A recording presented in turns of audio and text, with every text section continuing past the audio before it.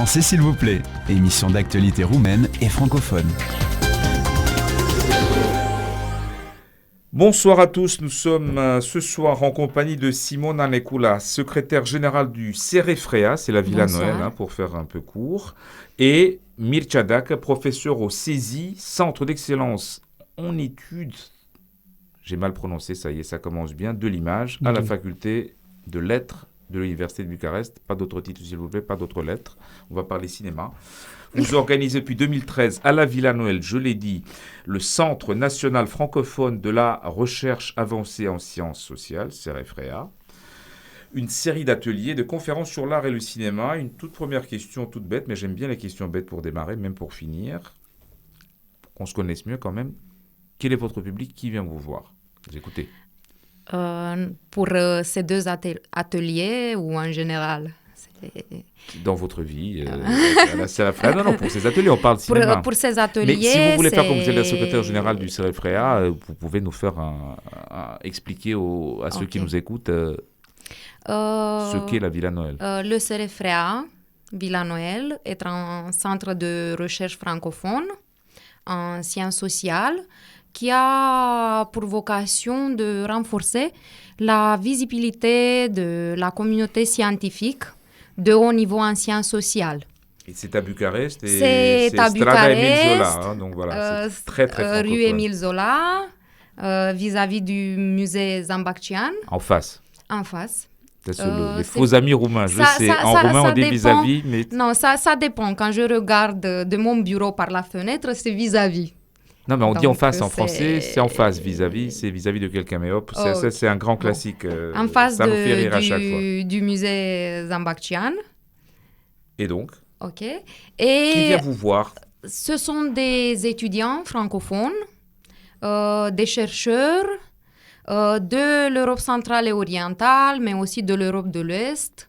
Qui sont de passage ou qui sont basés à Bucarest? Qui viennent participer à des conférences organisées par la Villa Noël, à des colloques internationaux, oui, des formations. Même des formations à long terme. Oui, des formations à long terme. Le CEREFREA a plusieurs axes de recherche. Donc, sur chaque axe, on organise des colloques internationaux, mais nous avons plusieurs composantes comme le Master politique en Europe de la Faculté de sciences politiques, le Collège juridique franco-roumain d'études européennes et l'École doctorale francophone en sciences sociales. Donc, nous organisons aussi des cours, des séminaires, des ateliers pour les étudiants, pour les chercheurs, donnés par des professeurs roumains ou étrangers. Là, on va parler de cinéma ce soir, donc, parce que vous faites, depuis 2013, je crois, toute une série de conférences, je le disais. Cette année, ça va démarrer en novembre, ça continuera au mois de décembre. Cela s'appelle Cinéma, Cognition et Art. Là, vous m'avez perdu au milieu. Sur la cognition, vous allez m'expliquer tout ça. Quelle est la nouveauté et pourquoi cet angle spécifique, donc, par rapport à ce que vous faites d'habitude? Je passe la parole à M. Deac, qui a eu cette proposition pour la Villa Noël. Alors, dites-nous tout. Bon, tout d'abord, avant de passer au terme de cognition, l'idée de cet atelier, de cette série de conférences, c'est de présenter des noms, des critiques, en fait, des chercheurs en cinéma, roumains et étrangers, qui représentent globalement un autre modèle de critique, d'approche du cinéma. C'est-à-dire qu'en Roumanie, par exemple, tout le monde fait de l'accueil du cinéma. J'ai vu un film, il est bon, il n'est pas bon.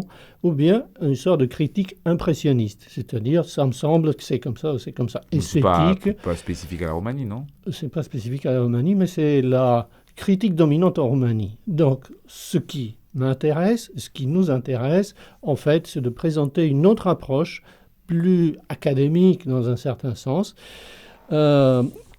qui utilise d'autres outils, qui sont ceux de l'académie, mais en même temps utilise une approche cognitive. Cela veut dire une approche qui tient compte du cerveau du spectateur, c'est-à-dire de ses mécanismes, de ses processus de compréhension, d'intelligibilité, de mémoire, face à un flux de stimuli audiovisuels. C'est-à-dire vous pariez sur un cerveau pour le spectateur, il y en a qui visent justement à détendre ce cerveau-là et à le faire reposer pendant un film. Ben, le cerveau, en quelque sorte, il se repose jamais. Pour donner un exemple, quand vous parlez, vous jouez du tennis, vous jouez avec des balles comme un cirque, le cerveau travaille. Il demande 25% des ressources énergétiques du corps, quoi qu'il fasse. C'est-à-dire, ça fait pas mal, hein.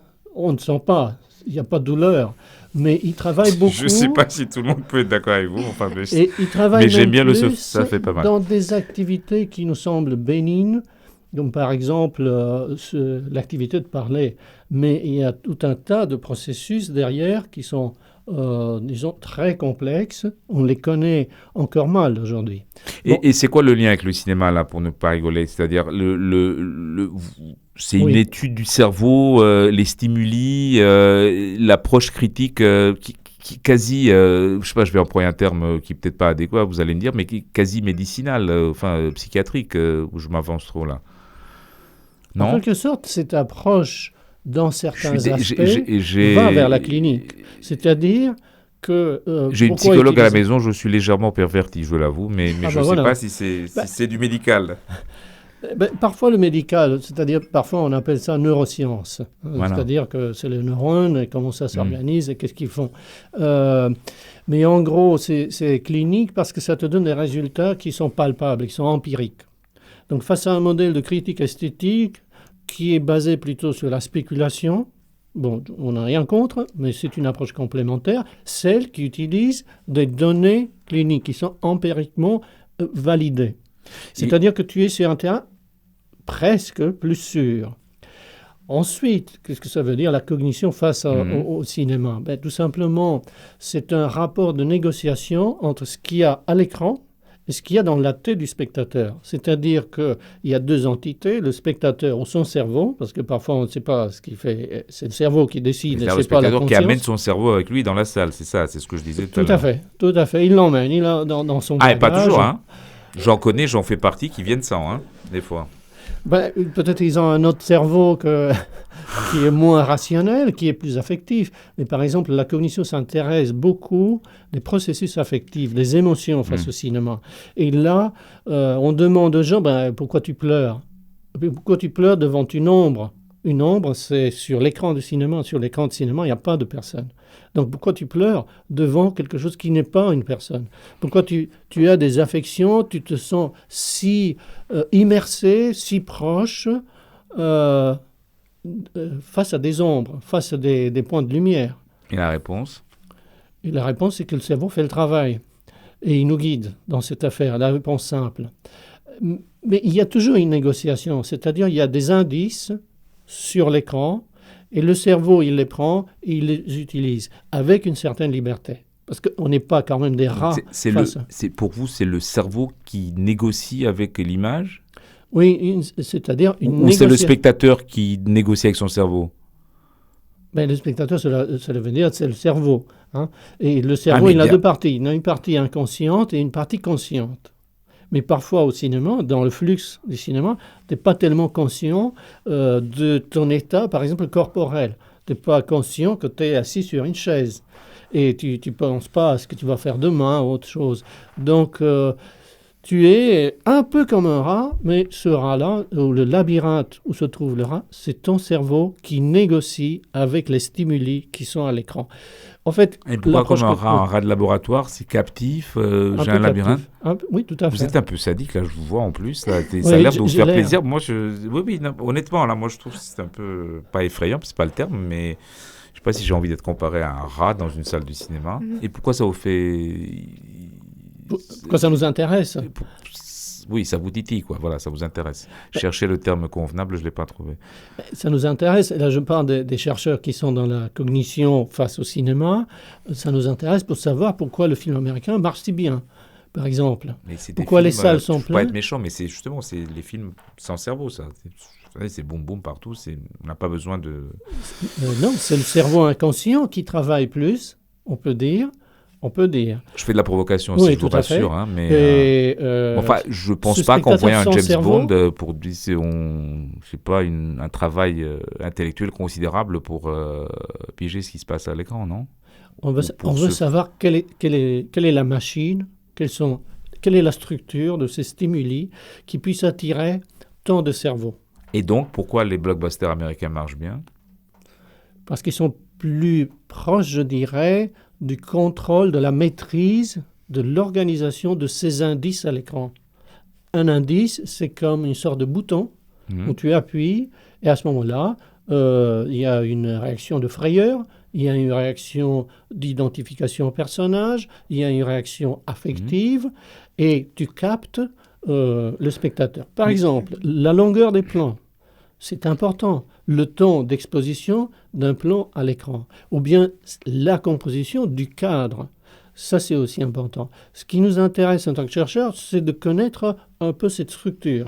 Mais est-ce que vous pensez que c'est votre analyse qui vous permet d'enchaîner ces éléments et d'en tirer des conclusions, ou c'est le réalisateur, et surtout chez les Américains, c'est le producteur, c'est le Final Cut, c'est le producteur qui fait ça délibérément?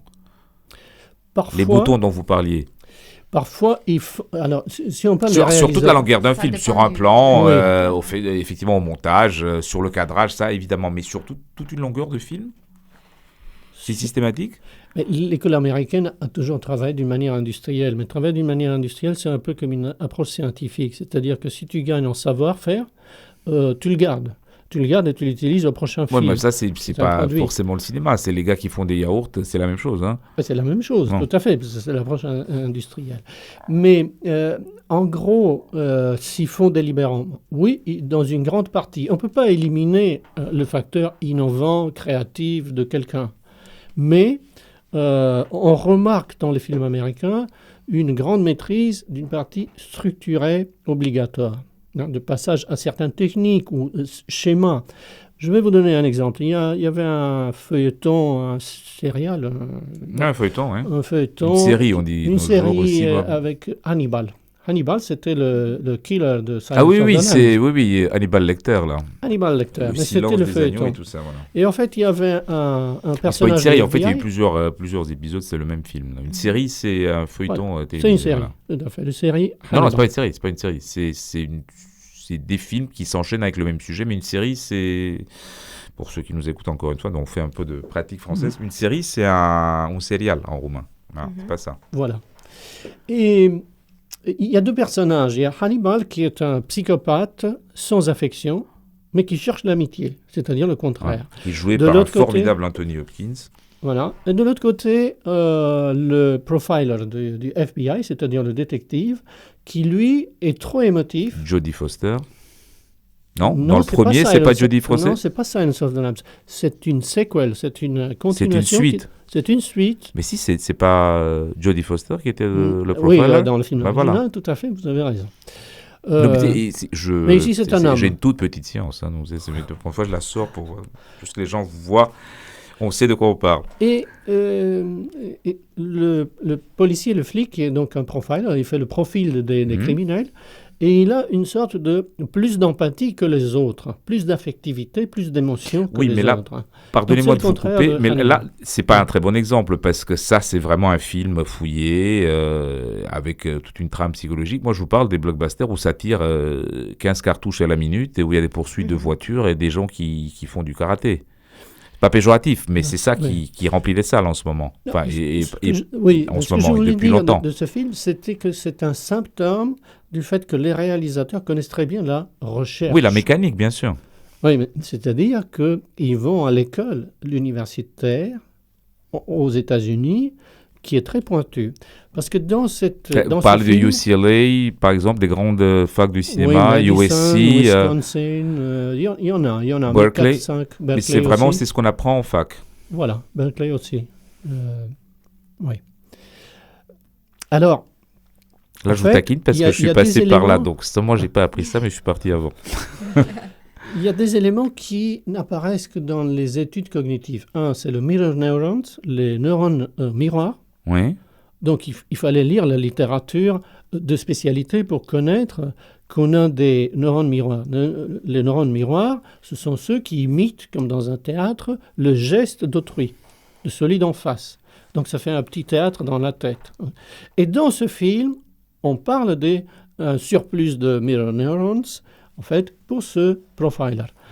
Et en même temps, il y a une bonne lecture d'un critique français, Raymond Bellour, d'un livre qui fait 700 pages. Et des éléments de ce livre, qui est une approche des émotions, une analyse et Raymond Belheur, c'est je dirais, des grands critiques du cinéma, analystes et théoriciens du cinéma. Il a fait le texte qu'on ne peut pas toucher, c'est-à-dire le texte qu'on ne peut pas toucher et citer, ce qui est le film. Puisqu'on ne peut pas citer le film sur un texte écrit.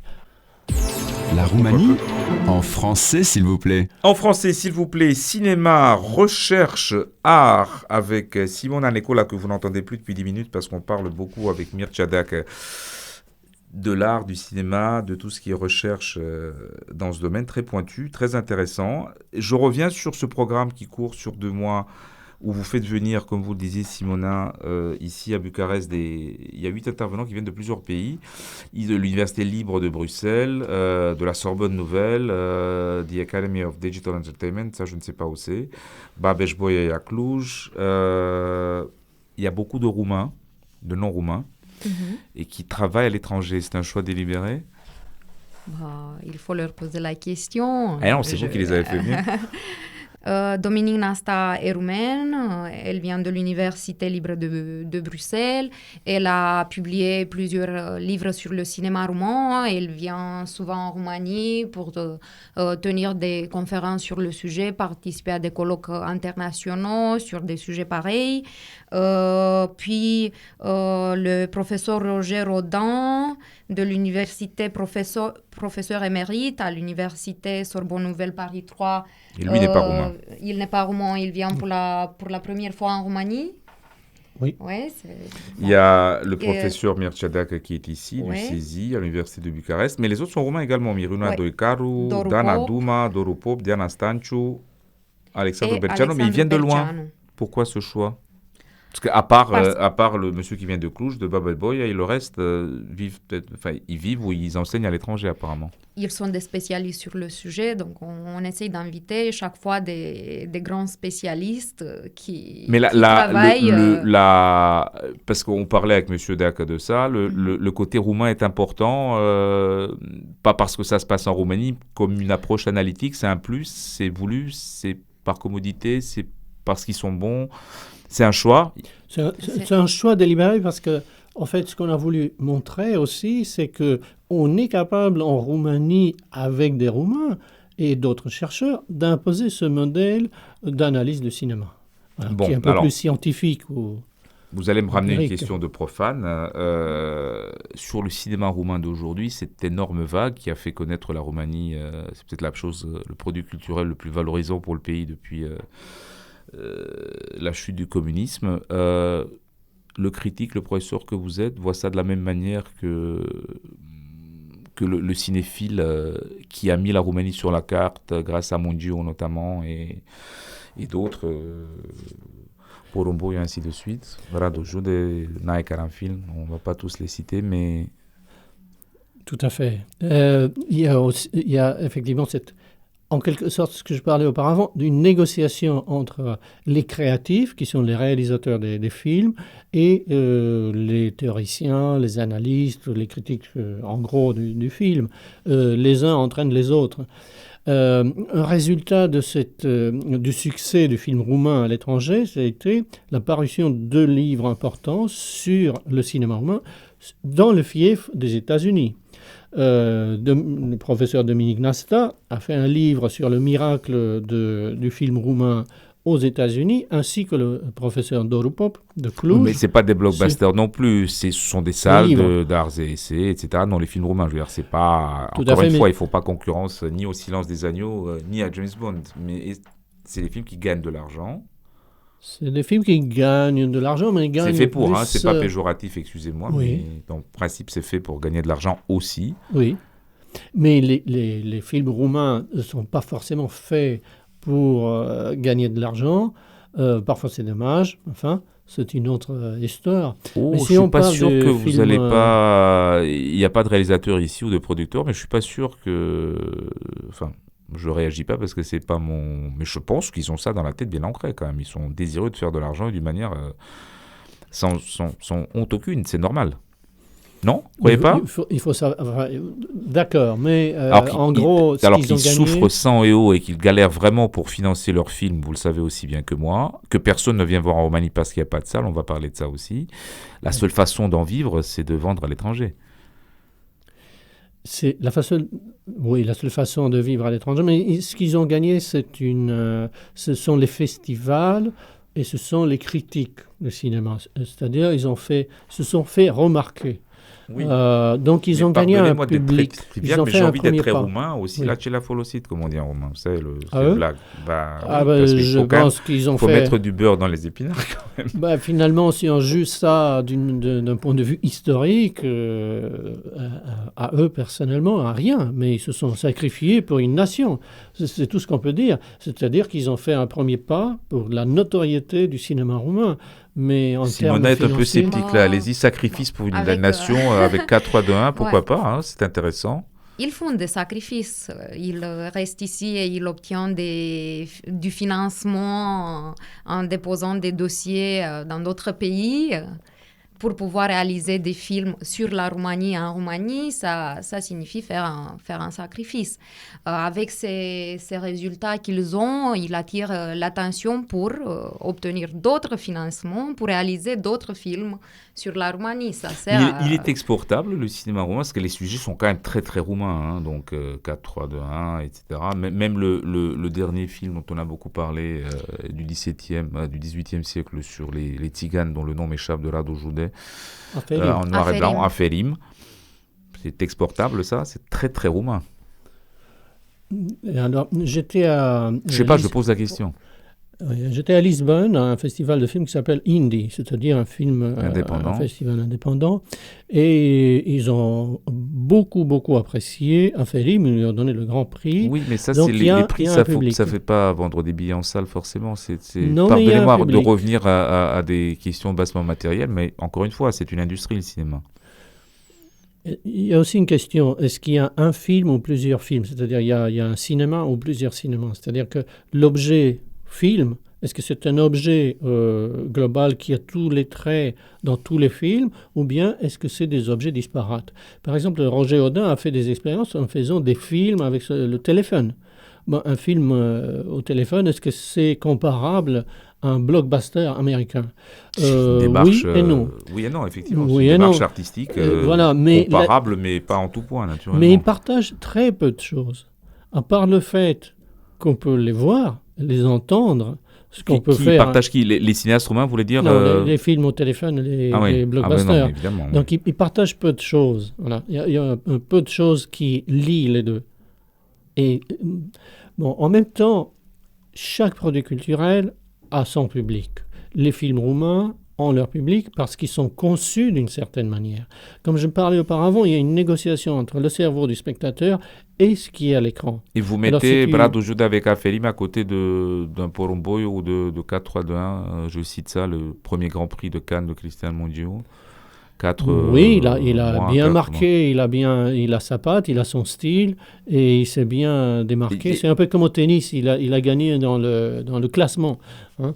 Et avant, c'était 2 ou 3 premiers au tennis. Maintenant, c'est pour en parler, oui. Connaissant un certain nombre de gens qu'on vient de citer, vous les connaissez aussi bien que moi, et lorsqu'on parle d'une manière détendue entre amis autour d'un verre, ils ne sont pas très très heureux d'être considérés la gramada, comme on dit en roumain, donc tous mis dans le même sac, le cinéma roumain. Ils ne sont pas très très fanats du dénominateur commun. Il y en a qui le rejettent violemment, quand même. Par exemple, à l'envers. Oui, par exemple, Cristi Puiu parlait du fait qu'il n'a rien avec les autres films du nouveau cinéma roumain ou du film minimaliste. Nae Karanfil, pareil, qui a été le tout premier à avoir des films financés par la France, entre autres. Mais chacun fait sa part dans cette affaire. C'est-à-dire qu'il y a un écran.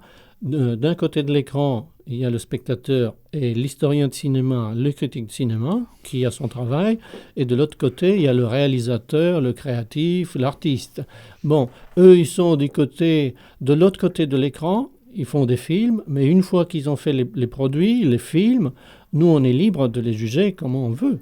Donc, le fait qu'ils disent on ne fait pas partie d'une école, oui, mais... ça, c'est une opinion. Nous, nous sommes de l'autre côté de l'écran, on juge le produit et on dit non, c'est pas comme ça, vous n'avez pas raison. Bucarest, en français s'il vous plaît. Avec Simona Nekula et Mircea Deac, cinéma Villanoël Cerefrea, on va sortir du cinéma si vous me le permettez, Simona, parce que vous m'avez dit juste avant de rentrer en studio, si on a 2 minutes, j'aimerais bien qu'on parle de notre programme de résidence artistique. Alors, je ne sais pas ce que c'est, et je commençais par une question bête, je termine par une question bête. Est-ce que c'est un peu la Villa Médicis roumaine? Vous vous invitez, j'espère. C'est l'Europe de l'Est? Au moment où nous avons inauguré la Villa Noël, Le Monde a sorti un article en disant que c'est une Villa Médicis roumaine. On essaye de faire cela et on profite du fait que pendant les mois d'été, nous n'avons pas de colloques pour inviter des artistes à la Villa Noël. Et nous avons obtenu un financement pour payer 3 bourses et inviter 3 artistes de l'Europe centrale et orientale. C'est l'administration du Fonds culturel roumain à Fecene. Très bien. Vous voyez qu'il y a de l'argent dans le cinéma roumain. Ouais. Donc, l'année passée, nous avons déposé un projet qui s'appelle L'œil indiscipliné, la vie quotidienne au-delà de la narration. Nous avons obtenu un financement d'à peu près 12 000 euros. Nous avons lancé un appel et on a eu 42 candidats. Nous avons choisi 3 artistes de l'Europe centrale et orientale, une de Croatie, une de Serbie et une de l'Allemagne, de Berlin. Donc, elles sont venues faire de la recherche artistique à Bucarest. Pour combien de temps? Pour 2 mois. Et à la fin des 2 mois, elles ont fait une exposition, 3 chambres ouvertes qui communiquent entre elles. Donc, ça a été très, très intéressant et on va continuer l'année prochaine de la même manière. Ben, c'est très bien, c'est fait, vous en avez parlé. Et je vous retiens juste 2 minutes et on va faire ça pour la première fois en duo, mais je ne peux pas rater Monsieur Deac, parce que c'est l'œil du critique et du cinéaste dont j'ai besoin pour les 4 questions rituelles sur la Roumanie. Vous êtes roumain, mais là, encore une fois, je renverse un peu la perspective. Faire légèrement un télo, moi aussi, pourquoi pas. Quel est votre instantané qui symbolise la Roumanie? L'œil à la caméra, vous mettez l'œil à la caméra et vous dites Roumanie, qu'est-ce que j'ai derrière la caméra? Derrière la caméra. Qu'est-ce qu'il y a dans le viseur de la caméra? Vous voyez quoi? On voit l'aéroport quand on arrive, Otopeni, et l'entrée de Bucarest. Et je vous laisse juger. Oui, vous m'avez dit quand on arrive, d'habitude les gens partent. Donc, ok, c'est à l'envers. Simona, vous pensez à quoi? Dernièrement... Une image de la Roumanie, une photo. Des gens dans la rue. Dernièrement, c'est cette image. Mais il y en a partout, pourquoi ça? Des gens dans la rue sortent. Ça n'a rien de spécialement roumain. Ah, les manifestations? Les manifestations, c'est ça. Ce que je vois. Il n'y en a pas eu beaucoup ces derniers temps. On a eu une manifestation il y a 2 semaines. Ouais. Je suis un peu sceptique là. C'est très gentil par rapport à ce qui se passe dans les capitales occidentales. Il n'y a pas grand monde. Je ne suis pas sceptique, je suis optimiste. Quand les gens sortent dans la rue pour protester, ça veut dire qu'ils veulent faire quelque chose. Mais ce ne sont pas des grandes manifestations quand même. Voilà, donc avec un œil occidental, c'est pas désagréable, c'est pas que ça fait rigoler tout le monde, mais les gens s'en rendent pas compte. Ah bon, il y a une manif? Oui, il y a une manif. Okay, mais c'est très bien. Quel est votre regret roumain? Le regret roumain. Par exemple, pour le cinéma, qui n'a pas plus de production de films, surtout dans d'autres genres que celui art et essai, c'est-à-dire les comédies, les films historiques, les films à costumes, les policiers. Parce qu'une industrie cinématographique, cela ne veut pas dire juste quelques bijoux. Simona? L'importance qu'on donne à l'éducation, à la recherche en Roumanie. C'est un peu triste aujourd'hui. On va faire alors l'espoir roumain. Quel est votre espoir roumain? Restez dessus, Simona, on va inverser un peu. Que ça changera rapidement, grâce à nous. Et vous, Myrtien? Alors, il y a des signes avant-coureurs, j'allais dire, parce qu'il y a une nouvelle génération qui se pointe. C'est pas un bloc qui apparaît, mais les jeunes ont une autre mentalité. Si je peux me permettre de donner un exemple, avant qu'on entrait dans un magasin, il fallait dire bonjour madame, je veux acheter chez vous. Alors la vendeuse ne disait rien. Mais aujourd'hui, la nouvelle génération dit bonjour monsieur, elle fait l'accueil. C'est-à-dire, il y a un changement de mentalité. Vous êtes dans quelle boutique, vous? Parce que c'est pas partout, ça. Hein. Peut-être Tchetrovek, ça change un peu, mais... C'est pour ça que je dis qu'il n'y a pas un bloc. Je vous assure qu'il y a beaucoup de boutiques où on rentre et, comme tous les clients, on a l'impression de déranger.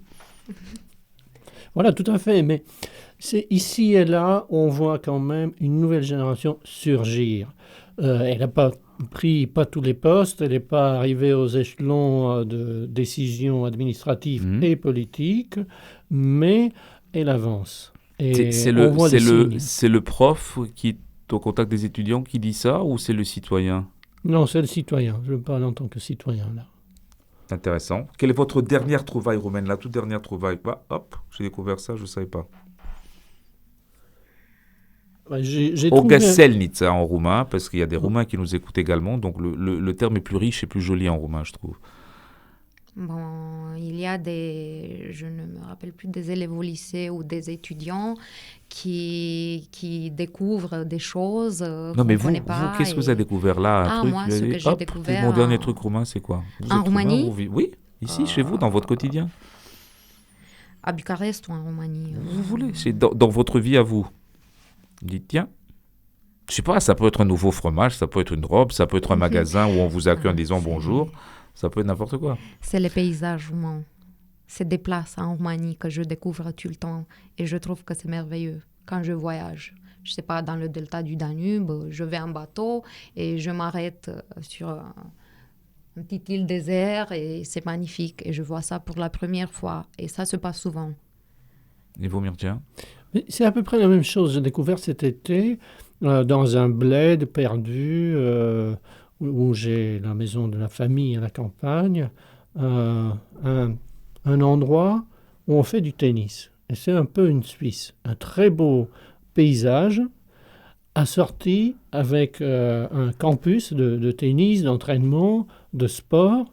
Qui n'a rien à voir avec propre, le reste, avec ce qui se passe aux alentours. Voilà. Et il y a des gens qui viennent jouer, s'entraîner, etc. Ça fonctionne. Il y a des gens qui viennent jouer. Alors, il y a deux catégories. Ceux comme moi, qui, disons, sont ceux de la ville, aussi, qui ont eu des gens du coin, expérience. Oui. Mais il y a aussi les gens du coin qui sont, je dirais pas les paysans, mais qui ont appris, par exemple, qu'il faut nettoyer le court de tennis. Hein. Parce qu'avant... C'est la terre battue, c'est quoi? C'est du béton? C'est de la terre battue? C'est de la terre battue. C'était étonnant, c'est la terre battue. C'est fait pour chercher les nouveaux Ilina Stas, la nouvelle Simona Halep, ou c'est juste pour le plaisir, pas la performance? C'est juste pour le plaisir, mais ça peut accueillir effectivement des concours. Mais bon, il n'est pas dans un circuit, donc c'est pas très poussé. Donc, mais il y a des gens de Brasov, il y a des gens de Bucarest qui viennent, qui passent une semaine, qui font de l'entraînement, mais c'est pas système. Il n'y a pas un système. Et puis vous n'attendiez pas à le trouver là-bas. Voilà, c'est pour ça que c'est une trouvaille. La surprise. Merci, c'était Mircea Dacă et Simona Necula. Merci à vous de nous avoir suivis. Rendez-vous évidemment vendredi prochain à 19h15, ici et seulement ici, à RFI. Très bonne soirée à tous. Merci. En français, s'il vous plaît. Émission d'actualité roumaine et francophone.